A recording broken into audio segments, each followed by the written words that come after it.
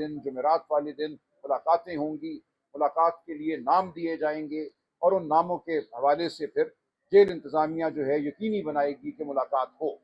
لیکن اس آرڈر پر ایک دفعہ بھی عمل نہیں ہوا۔ جس کو چاہا انہوں نے ملاقات کرنے دی، کبھی 2 مہینے کسی کو بھی ملاقات نہ کرنے دی، کبھی بہنوں کو نہ کرنے دی، کبھی وکلاء کو نہ کرنے دی۔ اس آرڈر پر کبھی بھی عمل نہیں ہوا اور آج دن تک عمل نہیں ہو رہا۔ ہر منگل والے دن، ہر جمعرات والے دن ہم جاتے ہیں، وہ آرڈر ہمارے ہاتھ میں ہوتا ہے اور اس کو نظر انداز کیا جاتا ہے۔ تو ہم نے پچھلے سال اکتوبر میں سپریم کورٹ آف پاکستان میں یہ اپیل دائر کی تھی، کیونکہ اکتوبر 2025 میں اسلام آباد ہائی کورٹ نے اپنے ہی حکم کی توہین کے خلاف ہماری دائر شدہ درخواستوں کو بغیر کوئی وجہ بتائے مسترد کر دیا تھا۔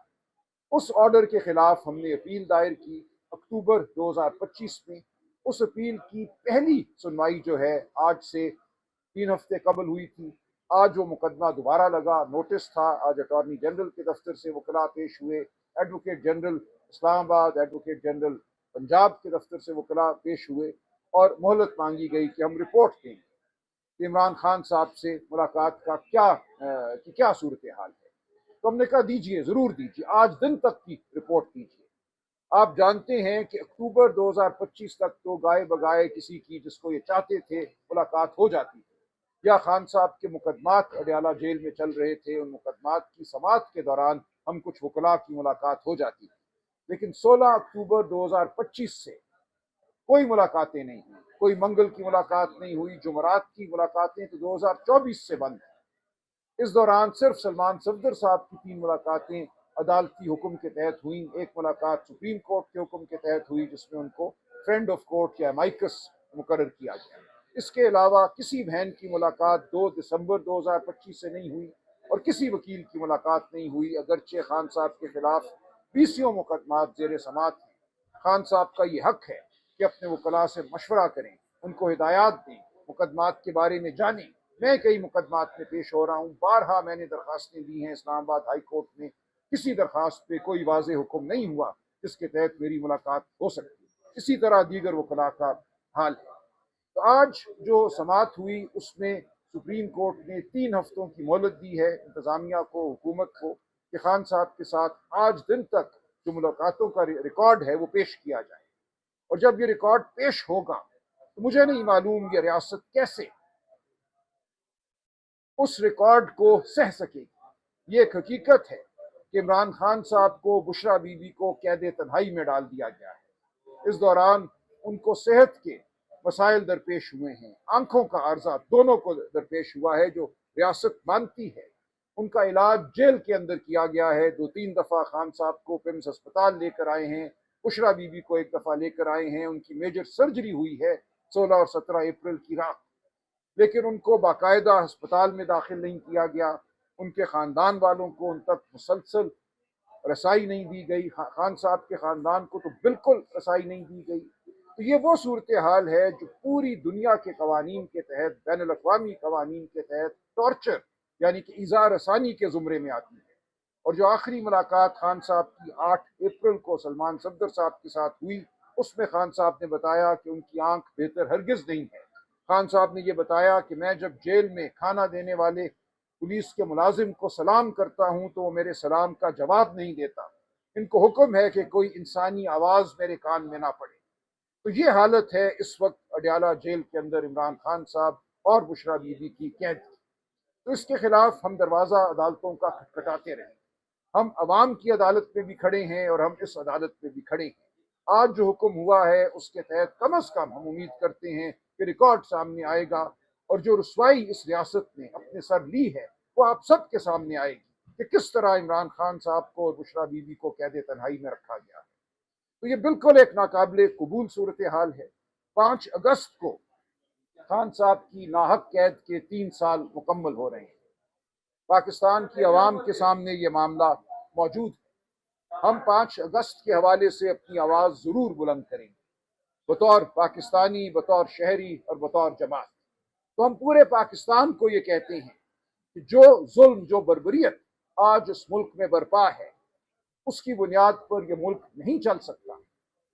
کل پرسوں جنرل طارق کا ایک مقالہ ہمارے میڈیا میں چھپا ہے، جنرل طارق ایک 3 اسٹار ریٹائرڈ جنرل ہیں، بہت عرصہ فوجی فاؤنڈیشن کے سربراہ رہے، انہوں نے اپنے مقالے میں لکھا ہے we are witnessing the dismantling of Pakistan, خدا نہ خواستہ وہ کہتے ہیں آج کے جو حالات ہم دیکھ رہے ہیں جو اس وقت پاکستان میں ہو رہا ہے، وہ بلوچستان ہو، وہ آزاد کشمیر ہو، وہ خیبر پختونخوا کے بہت سے علاقے ہوں، یہ پاکستان کی بطور ریاست ایک طرح سے تحلیل ہے۔ میرے منہ میں خاک، جنرل طارق کے منہ میں خاک، ہرگز ایسا ہم نہیں ہونے دیں گے، لیکن یہ ایک حقیقت ہے کہ پاکستان اس وقت اپنی تاریخ کے بدترین سیاہ دور سے گزر رہا ہے۔ اس وقت جو لوگ اس ریاست پر مسلط ہیں، ان کے چھوٹے چھوٹے ذہنوں نے یہ سمجھ لیا ہے کہ جبر واحد راستہ ہے مملکت کو، اس قوم کو آگے لے کر چلنے کا۔ صحافی اگر بات کرے حق کی، اس کو نوکری سے نکلوا دو، وکیل بات کرے اس پہ مقدمے بنوا دو، 23 مقدمے دہشت گردی کے مجھ پر، جو کھڑا ہو سر اٹھا کے چلنے کی کوشش کرے اس کو کچل دو، اس کو جیل میں ڈالو، حکومت خانوں میں ڈالو، اس کے خلاف مقدمہ بھی درج نہ کرو، اس کو مارو پیٹو۔ یہ کچھ انہوں نے آزاد کشمیر میں کیا، یہ کچھ انہوں نے بلوچستان میں تو 78 سال سے کیا ہوا ہے۔ آج ہمیں پورے ملک میں نظر آ رہا ہے کہ پورا ملک سراپا احتجاج ہے۔ یہ قوم فیصلہ کر چکی ہے کہ ہم ایک زندہ قوم ہیں، ہم ایک آزاد قوم ہیں، ہم بھیڑ بکریاں نہیں ہیں۔ جو ظلم آزاد کشمیر میں ہمیں نظر آیا، آج ان کی مانگ کیا ہے؟ ان کی مانگ ایک سیاسی مانگ تھی کہ جو 12 سیٹیں آپ پاکستان میں، پنجاب میں، خیبر پختونخوا میں، سندھ میں منتخب کرتے ہیں آزاد کشمیر اسمبلی کی، وہ نہ کیجیے۔ ان تمام علاقوں میں ہم جانتے ہیں الیکشن فارم 47 کی بنیاد پہ ہوتا ہے۔ اس اسمبلی کے اوپر قبضہ کرنے کا یہ ایک طریقہ ہے، اس کے خلاف انہوں نے ایک سیاسی مانگ سامنے رکھی۔ یہ ایک صحیح معنوں میں ایک سیاسی مانگ تھی، ایک جمہوری مانگ تھی۔ اس کے جواب میں آپ نے گولیاں چلائیں، براہ راست گولیاں چلائیں، اور آج ان کی بڑی مانگ کیا ہے کہ ہماری 100 لاشیں ہمیں واپس کر دو، ہمارے پیاروں کو جن کو تم نے مارا ہے، جن کو شہید کیا ہے، ان کی لاشیں ہمیں دو تاکہ ہم ان کی تدفین کر سکیں، ہمیں معلوم ہو کہ ان کی قبر کہاں ہے۔ یہی کچھ 26 نومبر 2024 کو ہوا تھا، یہاں لاشیں گری، ان کو اٹھا لیا گیا۔ ہمارے دوست جنہوں نے ہسپتالوں کا دورہ کیا، جنہوں نے ریکارڈ دیکھنے کی کوشش کی، ان کے اوپر جھوٹے مقدمے بنائے گئے۔ مطیع اللہ جان میرے سامنے کھڑے ہیں۔ تو یہ وہ ریاستی جبر ہے جس کے بارے میں کچھ نادان دوستوں نے کہا یہ پی ٹی آئی کا معاملہ ہے۔ آج میں سمجھتا ہوں پوری قوم یہ سمجھ چکی ہے یہ پی ٹی آئی کا معاملہ نہیں ہے، یہ صرف عمران خان کا معاملہ نہیں ہے، یہ صرف بشریٰ بی بی کا معاملہ نہیں ہے، یہ ہم سب کا معاملہ ہے، ہماری ذات کا معاملہ ہے، ہمارے بچوں کا معاملہ ہے، ہمارے اپنے گھروں کی چادر اور چار دیواری کا معاملہ ہے۔ جس ملک میں جنگل کا قانون ہو وہاں کوئی قانون نہیں ہوتا، وہاں کسی کی عزت محفوظ نہیں ہے، کسی کی جان محفوظ نہیں ہے۔ یہ تمام جبر کیا تو پی ٹی آئی کے لیے تھا، انہوں نے شروع کیا تو عمران خان کو منظر عام سے ہٹانے کے لیے تھا، لیکن اب یہ جبر کا قانون ہم سب کے گلوں میں پھانسی کا پھندا بن چکا ہے۔ ہم سب کو اس کے خلاف آواز بلند کرنی ہے۔ اس ملک کو اگر ہم نے شرافت کی جانب واپس لے کر آنا ہے، اس ملک میں اگر غریب کو روٹی دینی ہے، چند دن قبل حکومتی اعداد و شمار شائع ہوئے ہیں، 6 سال کے بعد، ہاؤس ہولڈ سروے جس کو کہا جاتا ہے، آپ ان اعداد و شمار کو دیکھیے بطور صحافی، آپ کا فرض ہے عوام کو بتائیے۔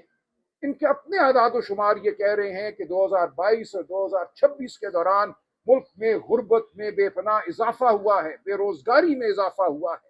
یہ تمام عرصہ ہمیں کہا گیا تھا ڈنڈے کے زور پہ ہم ملک کو ٹھیک کر دیں گے، بلوچستان ایک ایس ایچ او کی مار ہے۔ آج ملک کا ہر خطہ، ہر علاقہ 2022 کے مقابلے میں ابتر ہے۔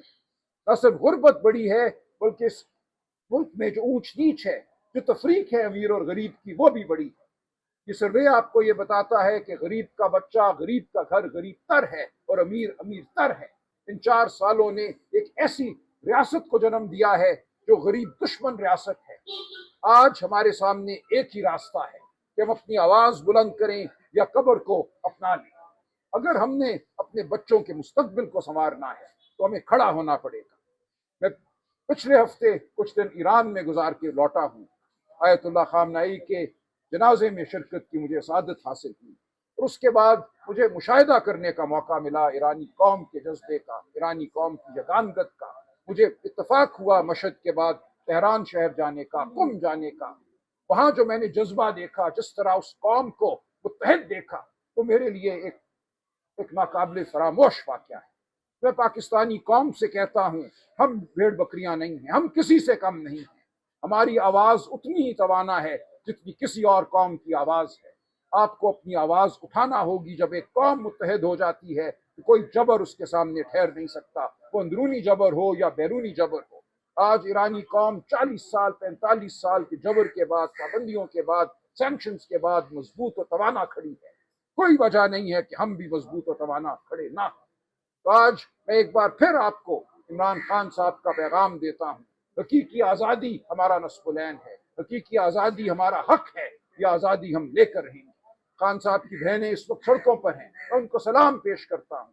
خان صاحب کا رشتہ براہ راست پاکستانی قوم کے ساتھ ہے، کوئی پارٹی کوئی لیڈر اس رشتے میں حائل نہیں ہو سکتا، اور یہی بہنیں کہہ رہی ہیں، وہ پوری پاکستانی قوم کو پکار رہی ہیں۔ ان کی یہ پکار تاریخ ساز پکار ہے۔ تو میں آپ سب سے یہ کہتا ہوں کہ آواز بلند کرو، کھڑے ہو، اپنا حق مانگو بطور انسان، بطور شہری۔ اور کوئی یہ حق مانگنا جرم نہیں ہے، میں کسی کو نہیں کہتا کہ توڑ پھوڑ کرو۔ ایک اخلاقی وجود قوم کا، 25 کروڑ نفوس کا اخلاقی وجود ایک عالیشان وجود ہے، کوئی جبر اس کے سامنے نہیں ٹھہر سکتا۔ خاموش نہ رہو، آواز بلند کرو، لیکن پرامن باہر نکلو، اپنی گلی کے کنارے کھڑے ہو، اپنے بازاروں میں کھڑے ہو، اپنی آواز بلند کرو، نظم کے ساتھ، اخلاق کے ساتھ اپنا حق مانگو جو تمہارا جائز حق ہے۔ کشمیریوں نے یہ ہمیں کر کے دکھایا۔ کسی ہلڑ بازی، کسی توڑ پھوڑ کے حق میں ہرگز نہیں ہوں۔ یہ پی ٹی آئی کا بالکل کبھی بھی طریقہ کار نہیں رہا، یہ عمران خان نے ہمیں کبھی بھی نہیں سکھایا۔ ہم اپنے وجود کا اظہار کریں گے لیکن نظم میں رہتے ہوئے، امن کے ساتھ۔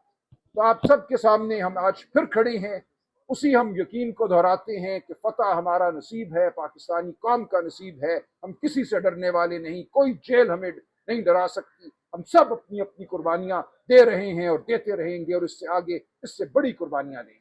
بہت شکریہ۔ سر یہ بتائیے گا کہ